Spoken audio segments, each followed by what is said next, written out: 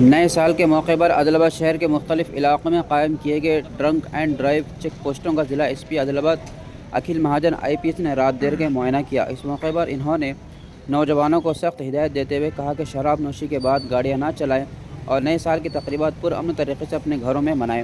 ضلع S P نے واضح طور پر خبردار کیا کہ کم عمر نابالغ گاڑی چلانے والوں کے ساتھ ان کے والدین کے خلاف بھی قانونی کارروائی عمل میں لائی جائے گی۔